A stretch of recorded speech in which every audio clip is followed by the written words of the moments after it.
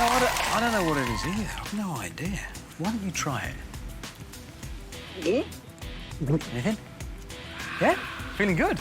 Oh, great. Well, whatever it is, it's good. No, wait, I've just remembered I left some ooze from a toxic tank on a radiator for about a week. It could be that. Yeah, it was that. Still, never mind. I'm Richard Hammond, and welcome to my Blast Lab! I shall be inviting two teams of Britain's brightest young scientists to battle against each other for top prizes.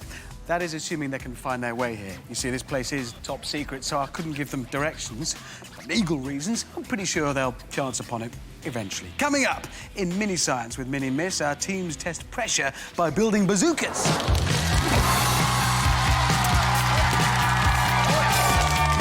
We attempt to separate fact from fiction in Fact Nav 2.0 with Oliver.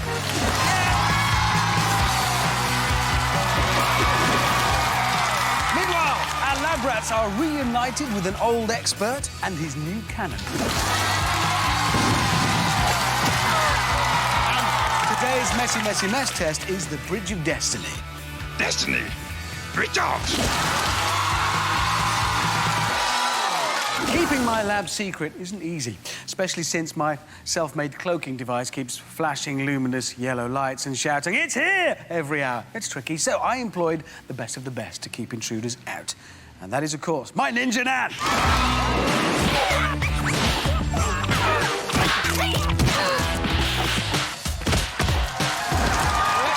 She's up to in the Ninja Annex. There she is. Recently started a book club with her friends from the Cobra Squad. There was a lot of trouble last time they took their books back to the library. They'd worn them all out. Right, let's have a look at who's trying to get into my lab today.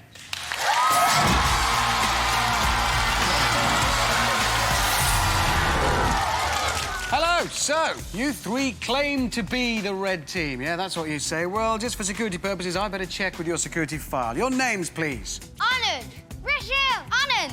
Anuj, Rishil, Anand. OK, that's what I've got written down here. Also, under talent, what are you going to do? I can play my arm. Anuj, you can play your arm. OK, go. Well, it's not, I'll admit, the most musical thing I've ever heard, but there's a noise coming out of the boy's armpit. Yeah, I believe you. Come on into the lab. You're in. Hello. That's far enough. You're not completely through security, lads. Ninja Nan's still watching. Look, at any moment she could spring. It might not look like it, but she could. She could. We agreed a password with the real red team, which, if you are the real red team and are going to be allowed access into the lab, you would know. So what do you reckon it is? Brussels sprouts. It is! Why? Because we hate them. That doesn't narrow it down, though. Everybody hates Brussels sprouts, don't they? Does anybody, audience, anybody here like Brussels sprouts? You do? OK, nobody but him likes Brussels sprouts. But fair enough, that's what I've got written down here. I'll accept that. I'll accept that password. You're allowed in. Go on, go and sit down. Ready for the first game. There are you. There's your red team. Yeah! We've got a red team. We need another. We need a yellow team. This lot say it's them.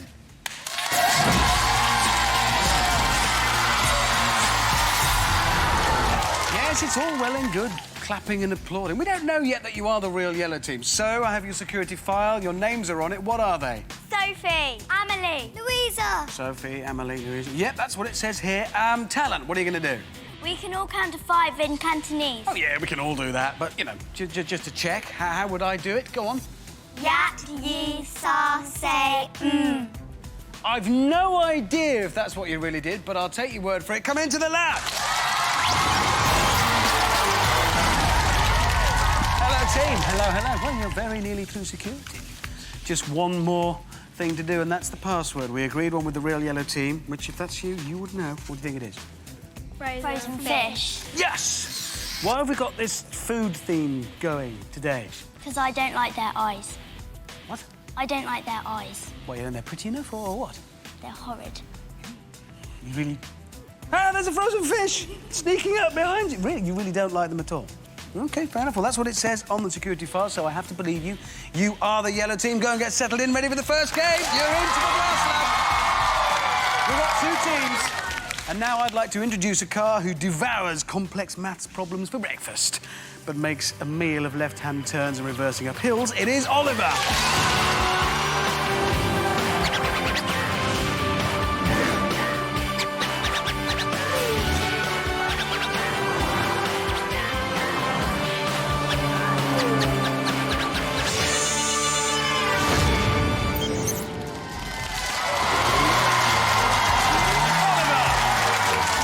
business.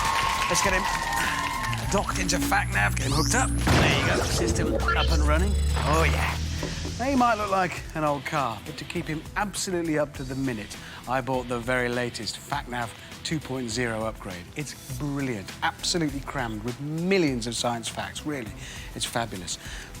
Only slight problem is I didn't have it installed by an authorised dealer. I had it installed by a cowboy. And I do mean an actual cowboy.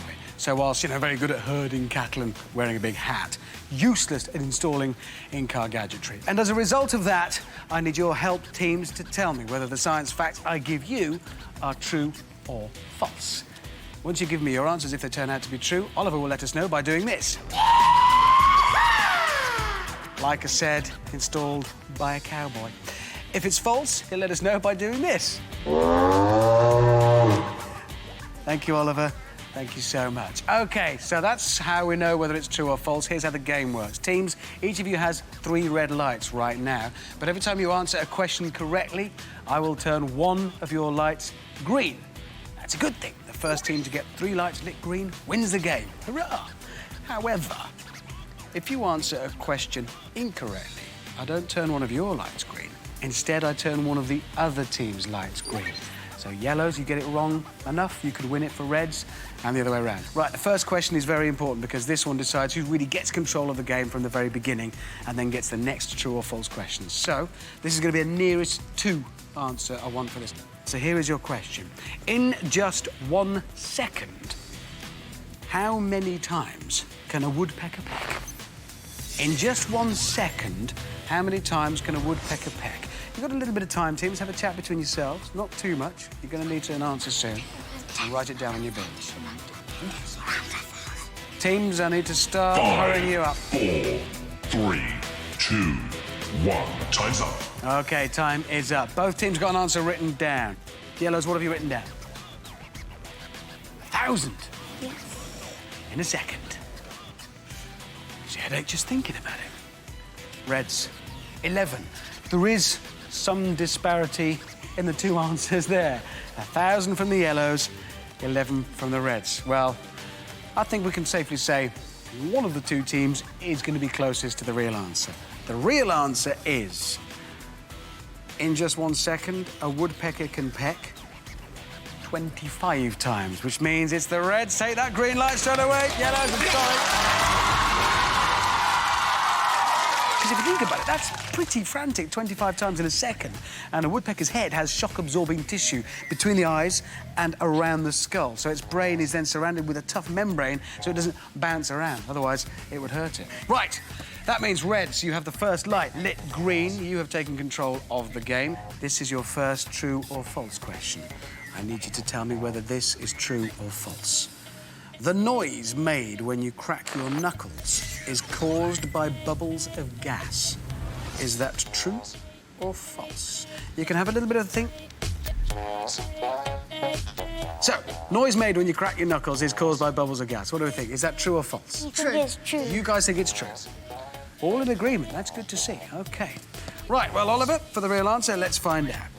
Is that true or false? It's true. Well done, Reds. Well done. That's a second light lit green for you. Well done. OK, that means the Reds with 2 lights lit green are looking good. It's actually because there's fluid between the joints in the knuckles. And there's gas trapped in that fluid. The fluid's there to help them move smoothly, but there's gas trapped in that fluid. And when you crack the knuckles, this gas is released. It makes little bubbles, and it can pop. That's what makes the cracking sound. Obviously, it's not the only gas that gets released from the human body. Yeah, thank you, lab rat. Thank you very much. Right, yellows. Back to business. This is important for you now. Here is your science fact. Starfish can push their stomachs out of their mouths. Is that true or false? Starfish can push their stomachs out of their mouths. Is that true or false? Well, so you have a think. Let's see what the audience thinks. Vote with your feet. Is that true or false? Coming through, audience. Coming through. Ooh, a fair bit of mind-changing going on there. You think not. No? No. No. No? Any theories on this? I mean, it would... They don't have any hands or feet, So how would they push their stomachs out of their They mouths? don't have any bones. They don't have any bones? I mean, but they must have stomachs. What do you think? I don't think they have any stomachs. Right. Starfish are not coming out of this well so far. Right, audience, thank you very much indeed. Get back to your places. Let's find out what the team thinks. Right. So it all hangs on this one for you, Yellows. Starfish can push their stomachs out of their mouths. What do you think? True. I think it's true. OK. Oliver, the Yellows think it's true. Is it true or false, Oliver? It's true! Well done, Yellows! Oh! Yellows, well done. You're still in with one light lit green. Reds, here is your science fact. The largest known star is 3 times brighter than the sun. And I happen to know that at least 2 of you guys are quite into astronomy and... OK, well, maybe it'll help. The largest known star is 3 times brighter than the sun. Do you think that's true or false? False. You're going with false. Oliver, the Reds think it's false. We need to know, is it true or false? It is false. That means the third light is lit green for the Reds. Well done! It's actually thought to be about 500,000 times brighter than the sun. The Reds are the winners, so it's 1-0 to the Reds.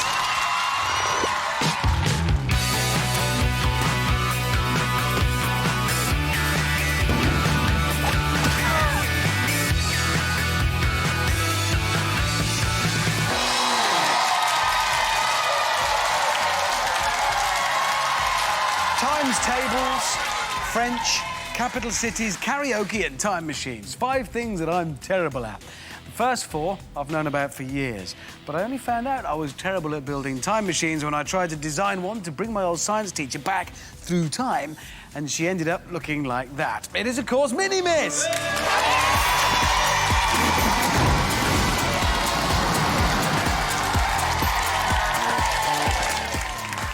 That. I think you'd better add manners to that list of yours as well, Richard. Beg your pardon, miss. Sorry, miss. So what have you got for us today? Well, today our teams are going to be playing a game I like to call... Fizzy Pot Bullseye. Now, miss, this already looks like it could be my favourite experiment of all time. That's great, Richard. It's mine too, because it involves chemistry and physics. Ah, it's mine because it involves bazookas and great big targets. There's a surprise. The teams must fill their pots half full with water. This one looks more like it's half empty to me, miss. No one likes a smart aleck, Richard. No, you're right. No, they don't. Or coffee-flavoured jelly beans. Shush! Sorry, miss. They then have to pop a vitamin C tablet in, put the lid on, and strap the pot onto the bazooka. The tablet fizzes away and releases lots of carbon dioxide on the end of their bazooka. I get it. So when the pressure inside the pot gets too great, with the carbon dioxide being released, the lid flies off the end of it, and there you go. Correct. OK, and the teams are aiming their lids into this giant target in front of us here. The closer a lid lands to the bullseye, the more points it will score. OK, have we got all that, teams? Yep. So we know what we've got to do. You have some time to fire as many lids as you can, and that some time starts now! Away go both teams, filling their pots with water. The amount of water will affect how quickly their bazooka will fire. Reds are the first to get firing. Let's see that again. The pressure builds up until, boom, the top flies off. Yellows are now firing and reloading with water. And really getting the hang of it, with Sophie and Amelie bazookaing a top each. That's 2 points for the Yellows, and the Reds follow suit with an equally useful couple of points. The reason these lids pop off is all down to what's in those tablets. Obviously, they've got vitamin C in them, but they've also got a little bit of acid and a little bit of alkali. And these are kept separate in the dry tablet. But when the tablet is put in water, they dissolve and they mix. And when acid and alkali mix, they make carbon dioxide gas. And it's this gas that builds up inside the pot until eventually the lid is made to pop off because the pressure is just too much to stay in. Hopefully, the lid then flies towards the target. Some are. The rest are going everywhere. The teams have really got their eye in now, and the tops are raining down on the scoring zone. Have you got us too? Oh, look at that! Amelie has got the yellows a bullseye. That's 5 points. It really could be anybody's game, this. 5, 4, 3, 2,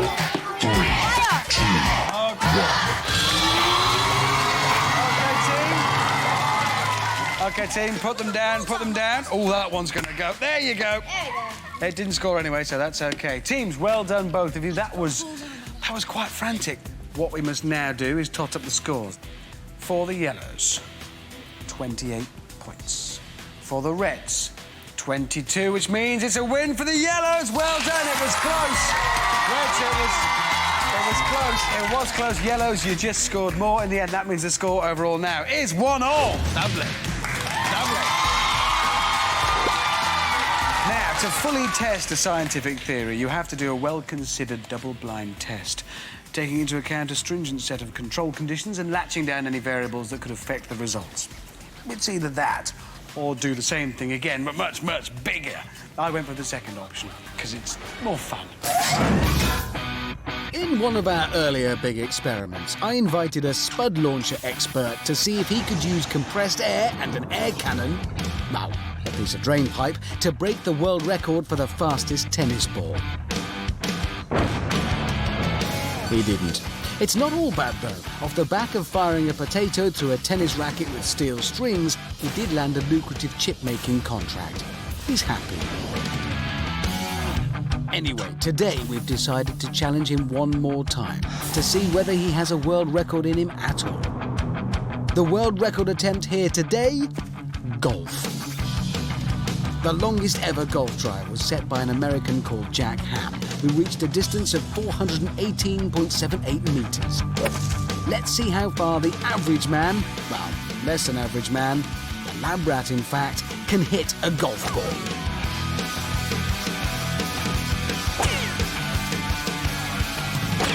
When a golfer hits a golf ball, the contact between the face of the club and the golf ball lasts less than half a millisecond.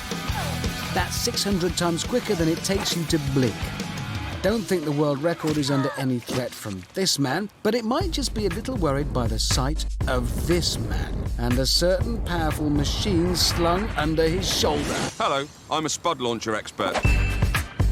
But we're not launching any spuds today. We'll have to upgrade him. So, who is he now? Hello, I'm a golf ball launcher expert. That's better. Our golf ball cannon uses compressed air as the source of energy to launch our golf ball on its, hopefully, world record-breaking journey. In our launcher, the compressed air is held in a sealed chamber, just next to the golf ball.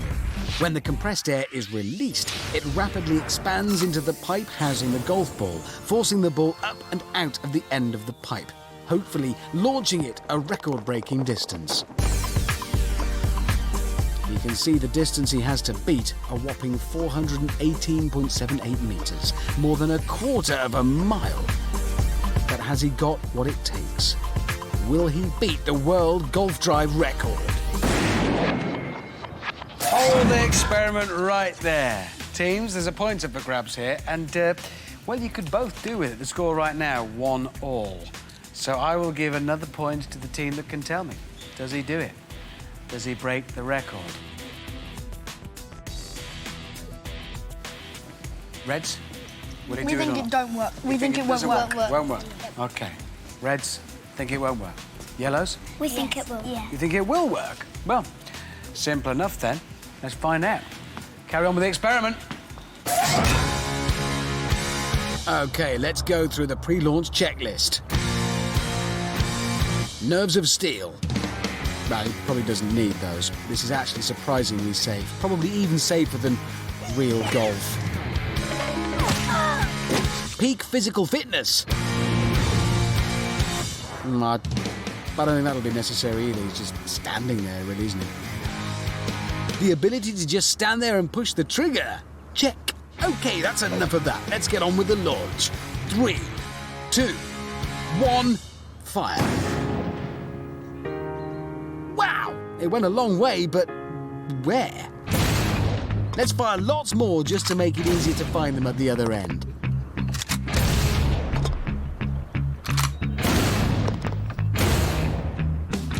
And the answer to the question that's been on our lips. No, not does the golf ball launcher expert's house still have any guttering, although I am intrigued. No, I mean the answer to the second biggest question, did he break the record? Let's send in my lab rat, who has been especially crossbred with a Labrador to make him particularly efficient at retrieving objects. There's one. And I believe we have a new world record, more than 450 metres. Take that, America. Well, there you go. He does it. Sorry, Reds, that means the extra point goes to the Yellows. The score now is 2-1. It's time for...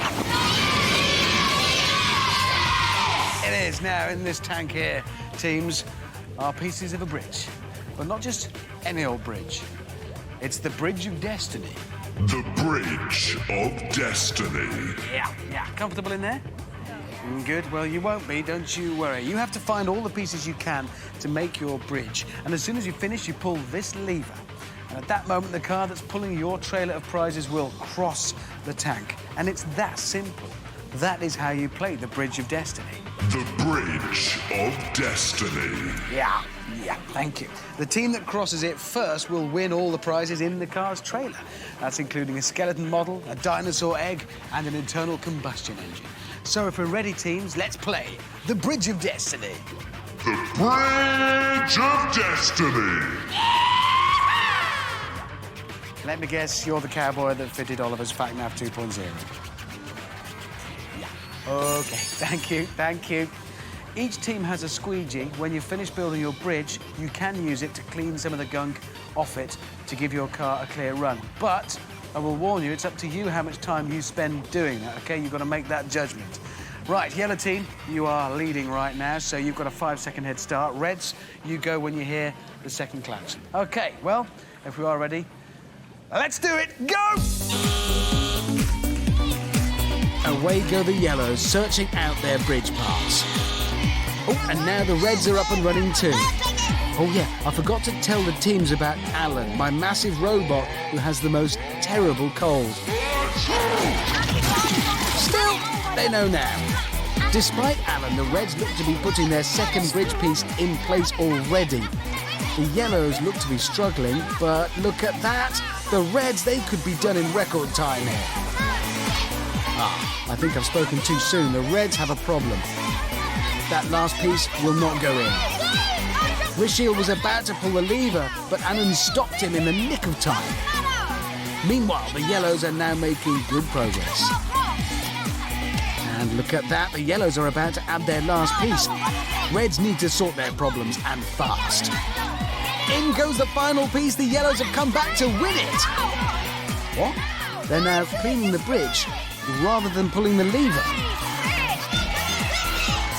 The Reds could still win this while the Yellows are still giving their bridge a spring clean. The Reds now trying to sort their problems. Yellows pull the lever. Pull the lever.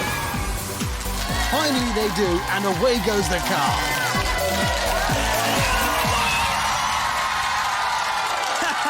That was quite tense for those of us watching. Both teams, incredible attention to detail. Reds really wrestling with getting the bridge assembled. Yellows, even when your bridge was built, what were you going to do with that bridge? Perform an operation on it? It was pretty clean by the time you'd finished. But we do have our winners, and those winners are the yellow team. Well done.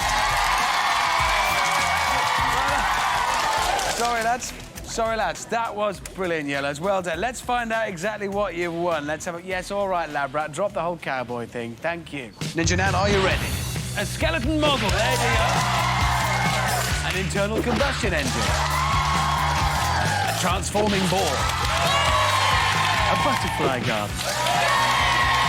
A dinosaur egg. A metal detector. A puzzle cube. And a Tomb of Doom. Yellows, well done. All of those prizes for you. Reds, wow, that was quite a battle in there. And the amazing thing is that's exactly what you would have been taking home. But on Blast Lab, one team goes home with their prizes. The other team get to do exactly the same, apart from the with the prizes bit. You just go home because it is now time for B-Day Goes Bang!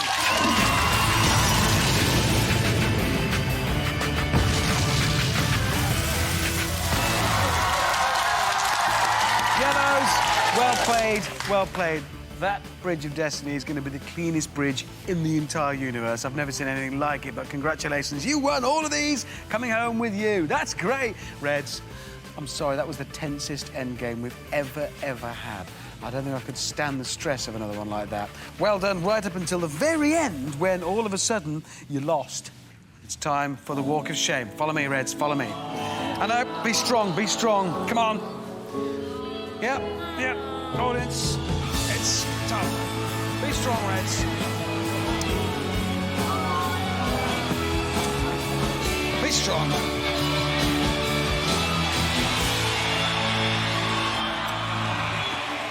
Lads, you've been great sports. Thanks for playing, and you've lost, so now you're going to blow your prizes out. All right? Yeah. Good. OK, lift the plunger if you would, please, and we will count you down, audience, if we're ready. 5, 4, 3, 2, 1. Well done, mate. Well done, team. Thanks for being great sports. So, what have we learnt today? Have we learnt about pressure, force, and chemical reactions? Well, yes, but we've also learned how to use bits of old drain pipe to cheat at golf, which is just as useful. I'll see you very soon. Goodbye.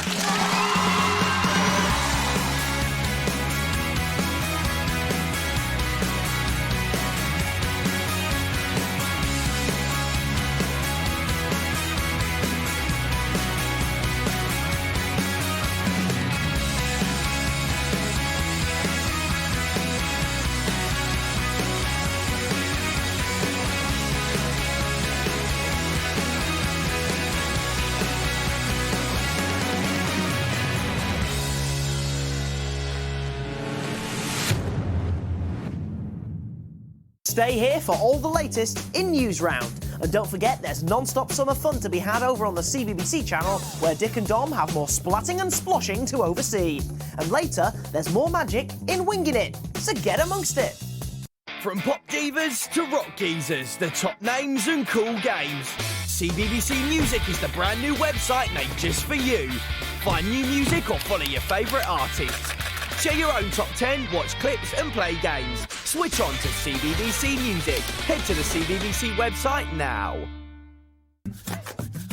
I'm thinking sunshine. I'm thinking sunshine. I'm thinking sunshine. Have a non-stop summer with CBBC. I'm thinking sunshine.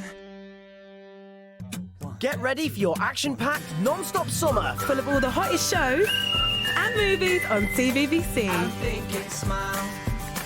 I'm thinking sing. I'm thinking I don't have to worry about a thing. I'm thinking sunshine. I'm thinking sunshine. I'm thinking sunshine. I'm thinking. Have a non-stop summer. Every day from 7 on CBBC. I'm thinking sunshine.